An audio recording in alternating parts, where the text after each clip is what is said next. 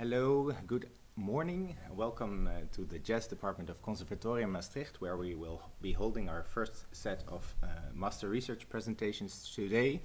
We will have two presentations. The first one will be a video presentation, after which we will return here to the live room for the Q&A, and it will be the presentation of Li Yang.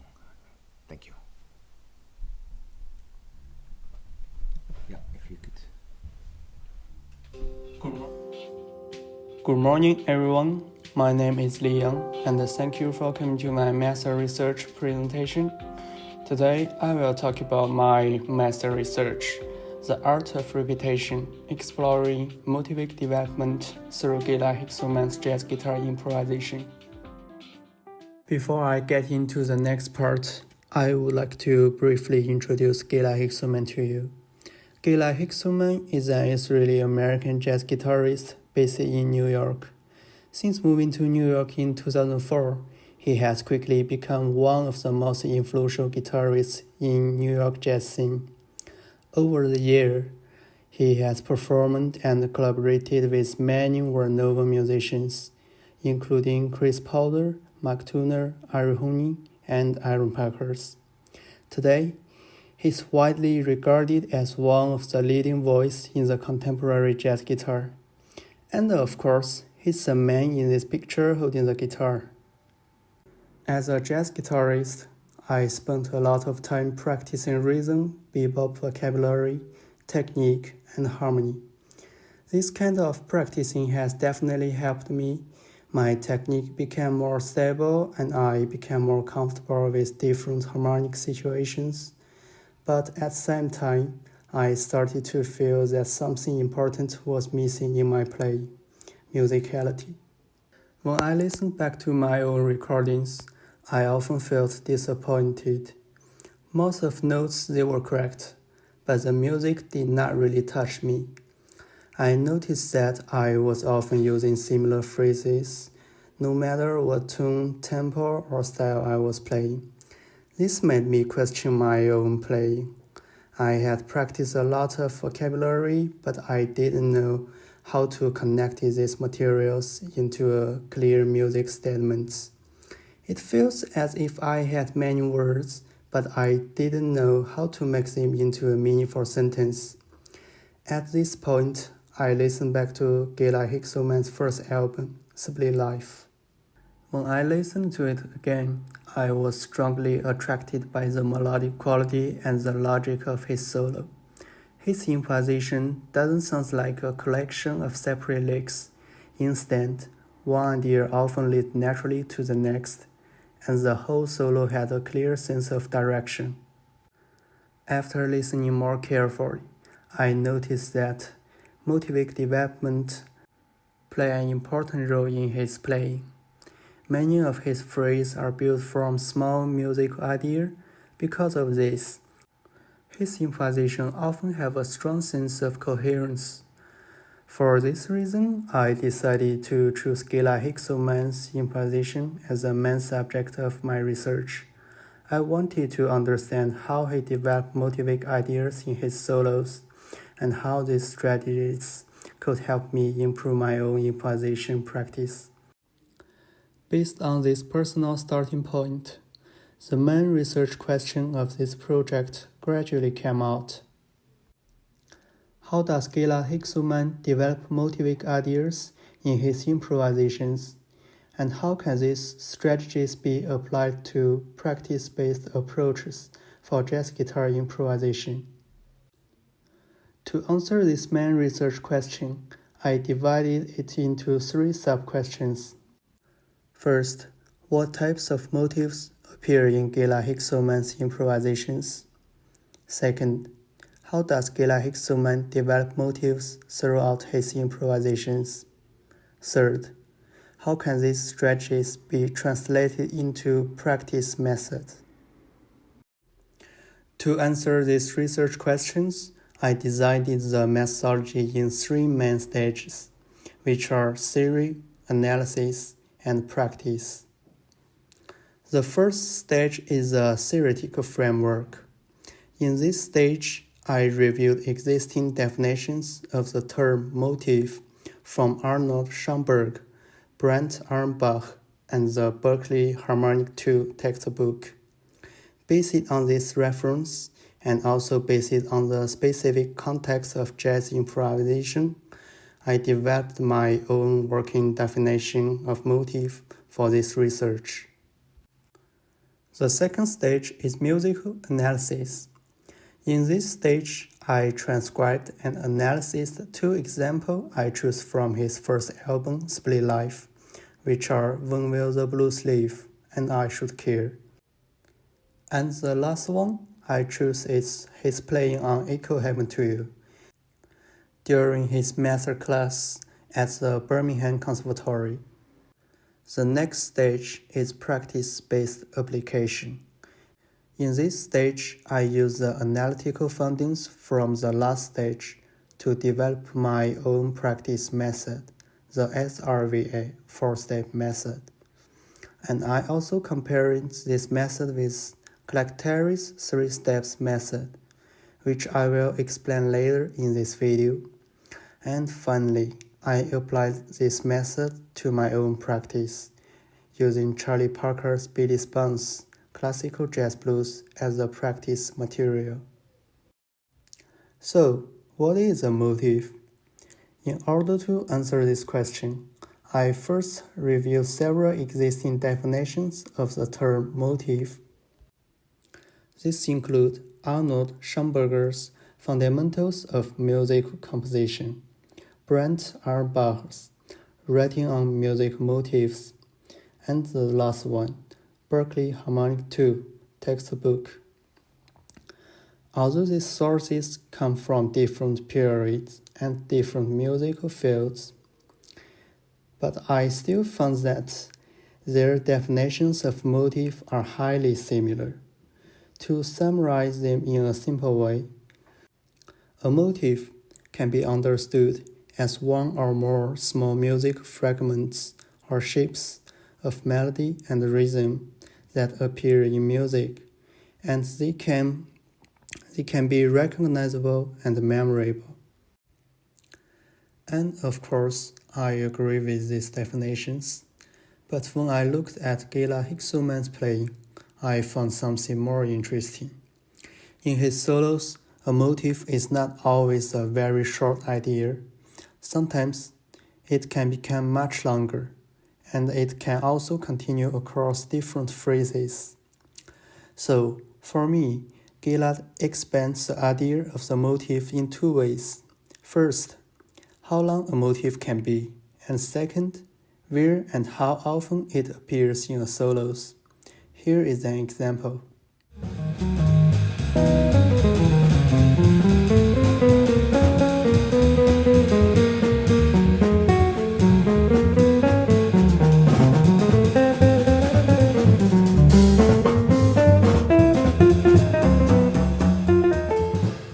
In this case, Gilad takes one idea and stretches it across 7 bars. This idea is built from two main things: the continuous offbeat rhythm and the original melody moved up a half step into a key of F sharp. After that, he plays a 3-bar bebop lines as a transition. Then he brings back the same rhythm lead motif for another 2 bars. So we can see, in this example, the motif is not just a short fragment. It becomes a longer music idea, and it also returns later in the solo. And this is not just one special case. I found similar examples in all 3 case studies. So, based on these examples, I would like to add 2 small points to the existing definition of motif, so it can better fit the way I using this concept in my research. First, I strongly agree that one of the most important features of a motif is memorability. A motif needs to be something that the listener can recognize and remember, and in most of cases, this kind of features is created through repetition. And second, Motif has flexible in length. A motif can be short, but it can also be extended.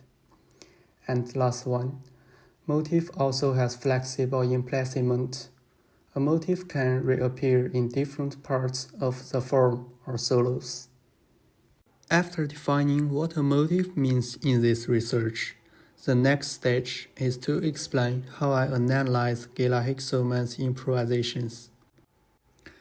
As a first step, I wanted to understand more clearly how Gilad used the original melody as a motif. So, for When Will the Blue Sleep and I Should Care, I first divided the original melodies into smaller phrases.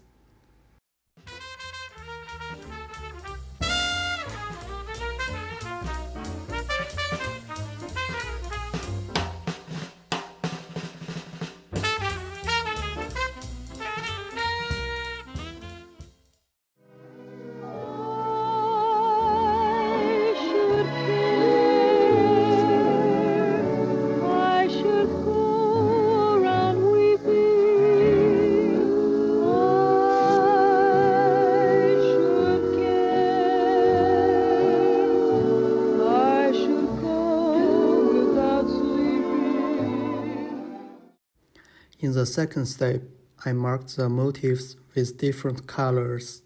Here, each color shows the main music elements behind the motif. The red motifs are mainly shaped by melodic lines. The blue motifs are mainly shaped by block chords or note clusters. And the green motifs are mainly shaped by rhythmic patterns. And of course, this doesn't mean that a motif only contains one element. For example, a rhythm-lead motif can still have melody and harmony inside it.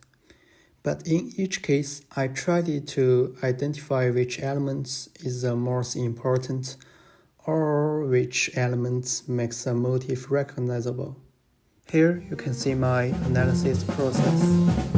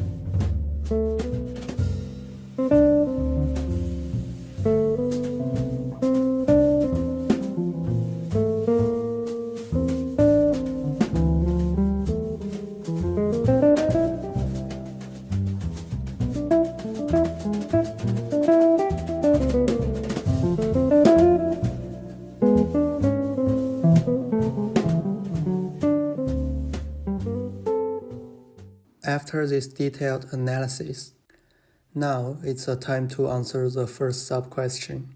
What types of motifs appear in Gilad Hekselman's improvisations? From his playing, I found three types of motifs. The first one is melody lead motif, and the second one is rhythm lead motif, and the last one is a harmony lead motif. And within each type, I also found 2 or 3 smaller subtypes, depending on the specific musical materials. In this video, I will choose one typical example from each types of motifs and explain how it works in Gilad Hekselman solos.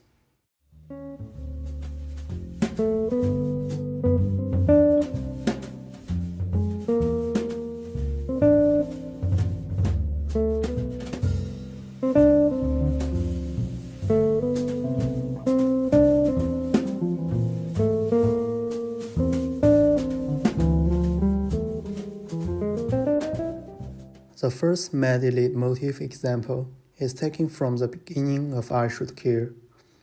At the beginning of his solo, Gilad builds a long phrase over the first 8 bars.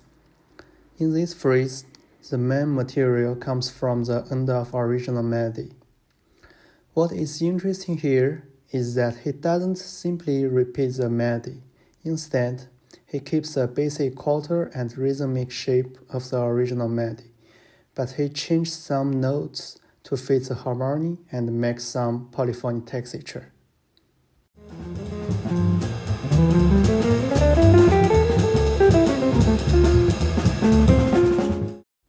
Besides the continuous offbeat rhythm grouping I mentioned earlier, Gilad also used another kind of rhythm lead motif here. In this example, he builds a motif with 16th note subdivisions and triplet subdivisions. The pitch material is quite simple. It mainly comes from an ascending F major scale.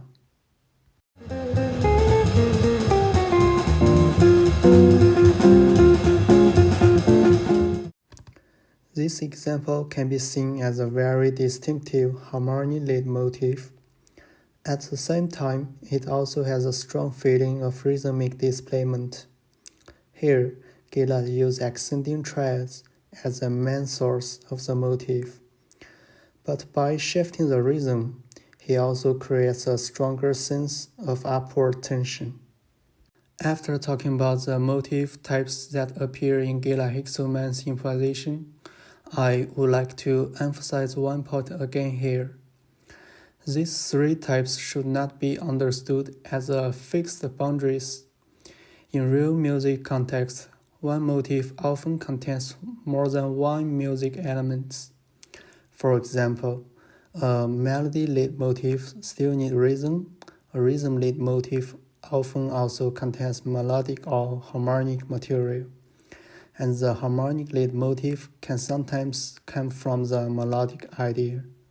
So, melody, rhythm, and harmony, they are not completely separate.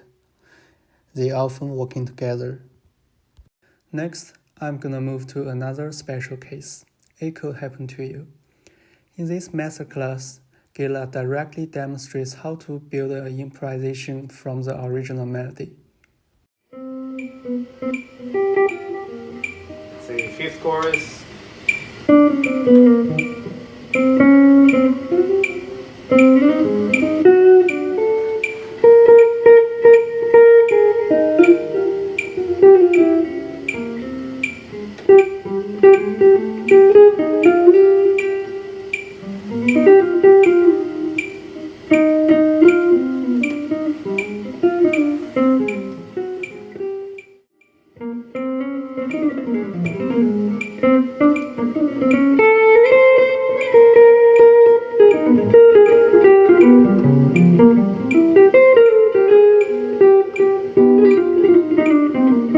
Say 15th chorus.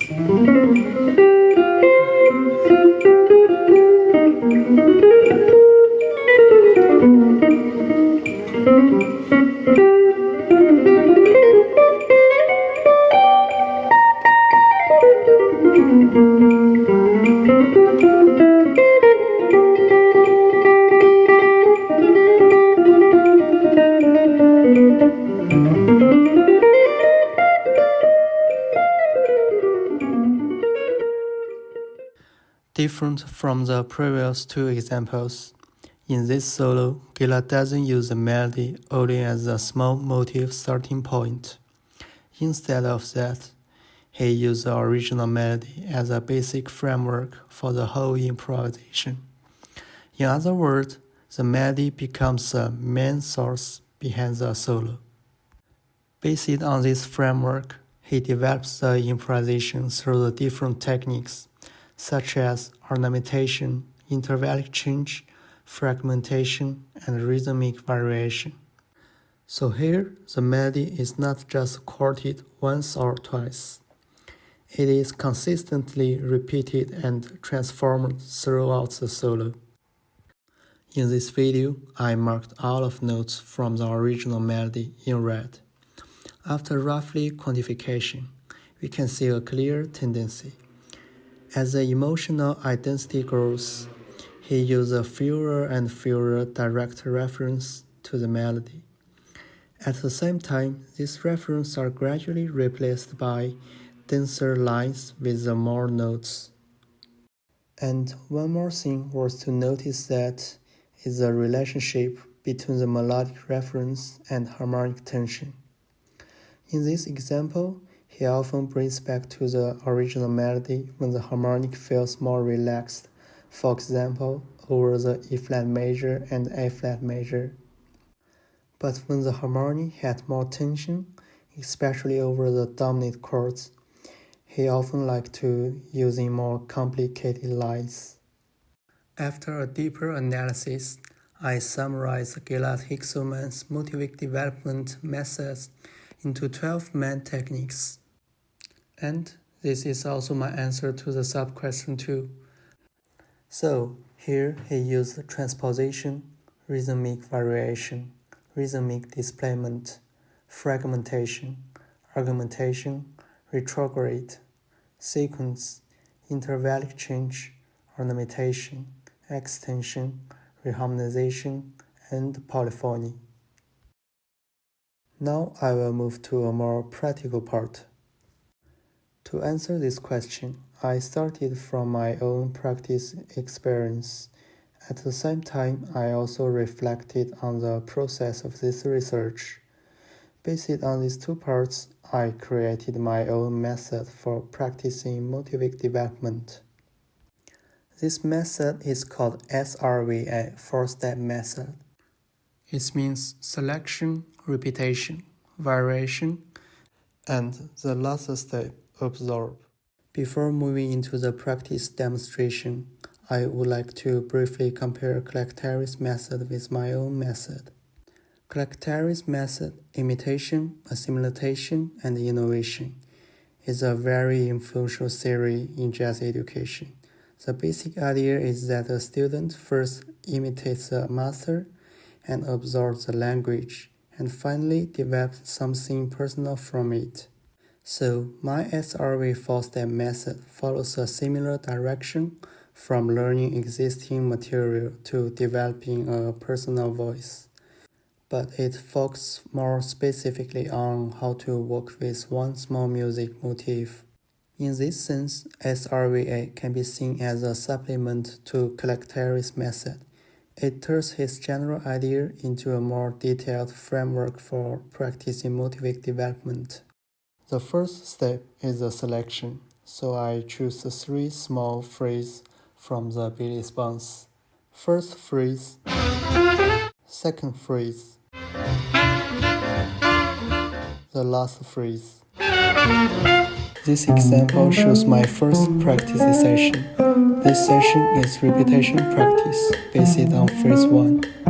In this case, I keep the basic shape and the rhythm of the original melody, but adapted it to harmony of jazz blues through diatonic transposition. Now is the variation section. If the motif is viewed from a harmonic perspective, it can be understood as a melodic structure built on the F major triad. So in this case, I use the 3 inversions of the F major triad and the B-flat major triad as a basis for variation, starting from the root, 3rd and 5th of each chord. It can be understood as a combination of the intervallic change and transposition.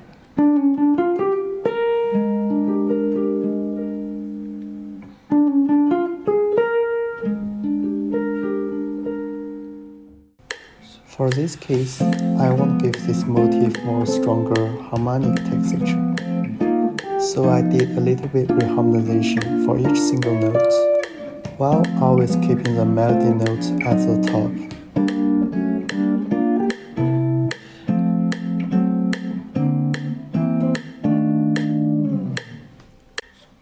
For the phrase 2, I also started from the repetition. At this time, I try to play through the whole fretboard. The variation about phrase 2. At this time, I still keep the original rhythmic pattern and melodic quarter, but I made some initial variations through transposition and intervallic change.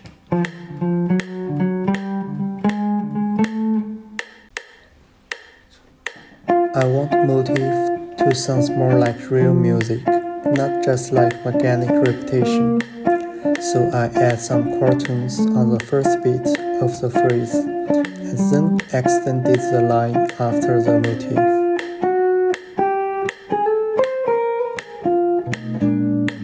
Repetition practiced on the phrase 3.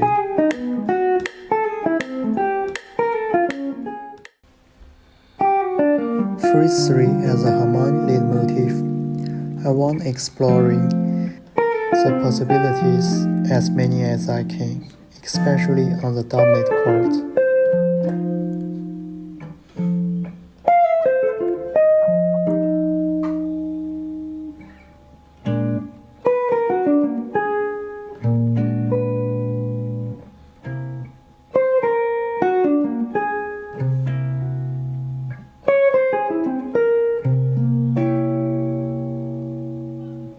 After completely went through the first 3 steps of S.R.V.A, I began to use all of practiced materials in the real improvisation.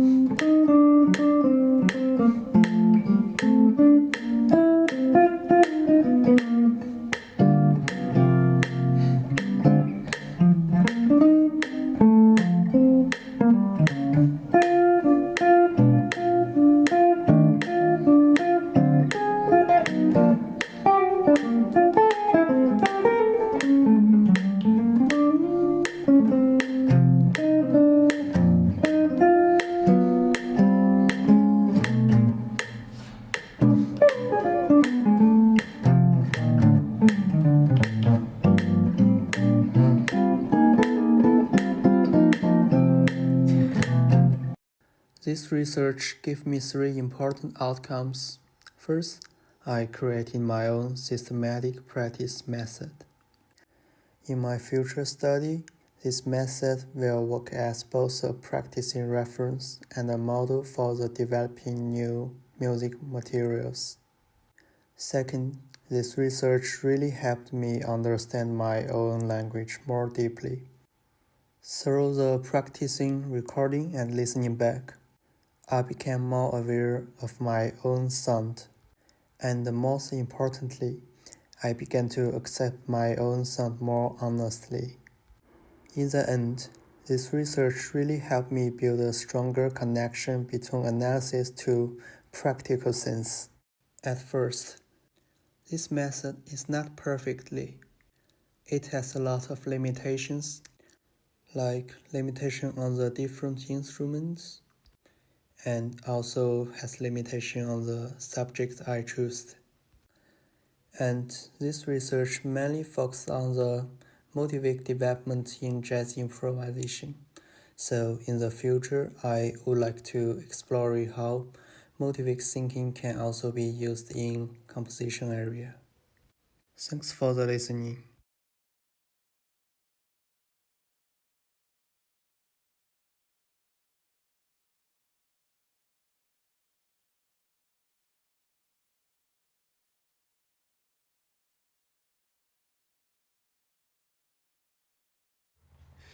Welcome back in the live room, thank you, where we will continue with the Q&A. So thank you for your presentation, Lee. That was very nice to see. I always like to start with a question of supervisors. So if I could start on your end. Yes, definitely. So good morning, congratulations. Good morning. For your presentation. I really enjoyed. I was actually, while I was seeing it, and I was thinking actually on the end of your presentation, and I want to ask on. Actually, I saw you mention it now at the end, I was thinking on the future research. That's my question that I have. Do you see applications of your methodology and also Gilad Hekselman's analysis that you have done to other areas that you can express, like composition you mentioned, but I was thinking on question and answer, on other techniques, on usage of, I don't know, intervals. Do you see any kind of thing like this there? For the composition parts, actually my composition working process, it's always like I grab my instrument and play something randomly, and if I find something nice, then I record it, and gradually build up from this idea, just like this. But I never try to sit down, find a motive, and base it on this motive to develop a whole piece. So this is I would like to try in the future. And this technique, like I mentioned in the video, like some intervallic change, ornamentation, and augmentation, this kind of technique, it also could be used in the composition. And I had also another question about your analysis. Yeah. You talk a lot about Gilad Hekselman, Yeah. who is a musician who has been here in the past, and I wanted to ask you about how deliberate is him utilizing motif development. That's a little bit how much do you know about that, if you have ever had the chance to see him talking or to The only one sources I found he talking about motive development is in that master class in the Birmingham Conservatory. And besides it, unfortunately, I didn't find any interview or papers talking about how he developed this. And I talking about this situation with my external teacher, S.R.V.A. He's like a long time period friends with Gilad Hekselman. And he mentioned that Gilad's music is most influenced by pianist, not guitarist. So I thought, and at an interview, he said he got a lot of influence from Bill Evans and Ahmad Jamal. So I thought that could be a part of influential about Gilad Hekselman's playing, but I didn't find any resource like he directly talk about who influenced him. That's that for me. That's everything I can say. Thank you so much. Yeah. Yes, I would have also a question about the balance after the work you did. This motivic thing can get really intellectual. It was actually can be very complex, what you explain. And how are you balancing to not to make it that, like intellectual, that is still like music? It's closing you, or it's not? How is your impression after the work you did when you're using all the techniques which you described? How's the balance in this motivic use for you? This question. Yeah, I think I cannot use all of technique I mentioned in one improvisation because it sounds like too impervious. Like I try to use all of technique in one piece. It feels like this is really unnatural. So in my practicing, I only choose to. Actually, I didn't choose specific technique I want to use in here. I just thought maybe this technique is fits to this line, this melody. So I started to almost naturally. And I'm not sure this kind of practicing really changed my language. I think most of phrase I played, it's still came from myself, like I was practicing this kind of thing, but now I'm using motivic development thinking to make this sounds more logical and has more coherences with the melody. Cool. One more. Yeah. The S.R.V.A, the method what we use. do you think you could apply this for like a beginner guitar player, or is it more advanced? As you say, so that you're approaching like a chord tone, if a half step up or down. Do you think that's a method which a beginner guitar player could already use it, or it's more for advanced? It's depending on how beginner of this person. Yeah, if he just his first day grabs the guitar, so I think it doesn't work. So at least he needs some basic technique or basic experience on this instrument. Yeah, some basic technique, pick stuff. Right. Cool. Okay. Feel free to offer questions from the room here. I will throw in one question to you as well. I was wondering, you talk a lot about you show very clearly also the rhythmical use that he has, and you talk a bit about that. And you of course talk about how he, which motives he uses, and you see then in the analysis how it develops, but you're not talking a lot about the intervallic use, let's say, how he then transports things. I was wondering, are there any particular things that Hekselman does to transport his motives through the progressing harmony? Did you notice anything particular about it? Yeah, one special thing in his case is sometimes he play so one of harmonic lead motif I mentioned here. It's he using the arpeggio and the reharmonization through the line, but in this case he didn't play like directly a chord, a series chord. He played like separate like arpeggio and inversions. So in this case I regard it as a harmonic lead motif. But this kind of judgment I think it's highly subjective. It's from my perspective. So if someone else listen this same phrase, they could get a totally different result. And then one last thing that I could throw in, you mentioned how he goes from strong use of motivic development in the first course to lesser and lesser use in the second and third. And I was wondering if you could go into the timing of when you see him use the motive in like the later choruses. Are there particular moments to that you see him suddenly refer to the theme, or is it not per se on the climax? Is it kind of random when he finds his way back to a motive?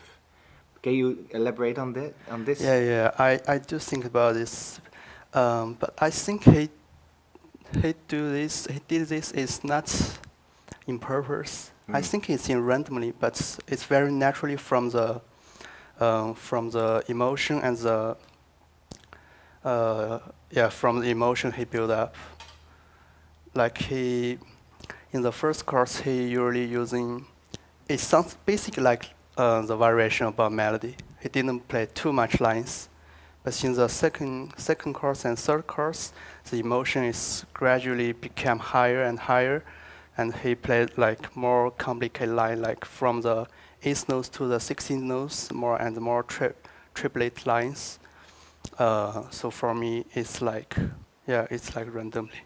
Yeah, and then he suddenly comes with a motive, and it's not really clearly a dramatic moment that is more or less important, or how would you talk like when he reaches the motive, let's say, when he comes back in all the fast notes, then suddenly you find a statement, oh, this is motivic, right? Can you say anything dramatically about these moments? Are they peaks, or are they ends of phrases, or anything about it? Yeah. Yeah, actually, I didn't notice that it's a dramatic sense. From my ear, it sounds like supernatural. Yeah. Okay. Maybe just a point of, do you notice him rather start from these and just go into a lot of fast notes, or rather have a lot of fast notes and end up on the motive? Yeah. In his case, he's really he's really good at take the idea from the last phrase he just played. Like last moment, he's playing triplets, like just 3 notes or 6 notes. But in the next step, he takes this idea and build up. Yeah. So it's an onward progression. Yeah. Okay. Great. Any questions in the room? Yes, Dominic. It seems like he improvises over. So basically, he chooses how long it's gonna be. I was wondering if there is any reference that he solos on 2 choruses or in a big band setup or any kind of different setting. If he speaks differently in different setup. Yeah, I choose this sample. First 2 is from his trio album, and next one is from his demonstrates on the masterclass. But Gilad Hekselman, he barely played with the big band, and I also checked his recently years his music work. Sometimes he play with a bassless trio, and sometimes he play with a saxophone quartet. So in every situation, but I think now that his playing is more complicated. It doesn't sound like traditional guitar. So I mainly focus on his earlier stage. But I think now that his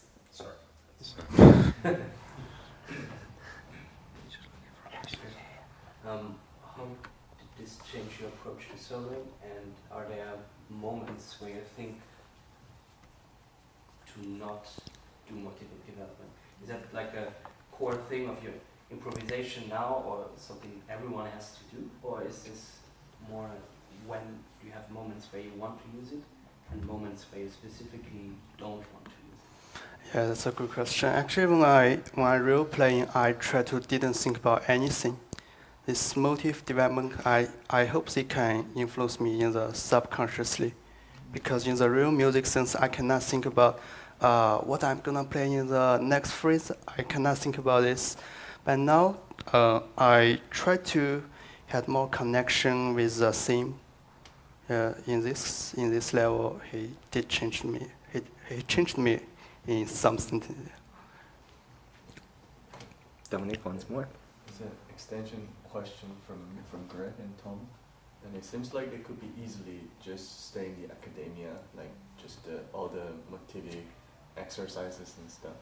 And I heard your solo, and it sounds very organic and natural. And I was wondering how you digest it or how you absorb that exercises in order to forget about it when you soloing, actually soloing.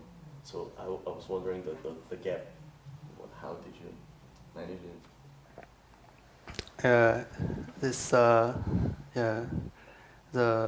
The process I did, like first 3 steps. In that step I try to internalize all of material I played. So in the real sense, I really try to didn't think about what I'm playing. But in this demonstration, because this is demonstration, so I have to clearly show what I'm doing now. So I did use some phrases I practiced. I see. But how did you internalize? Like, what was the process of internalizing? Like a repetition of the playing, or? Yeah, I think the most efficient way is just repetition again. Until you. Yeah, until I fully understand what I'm doing now.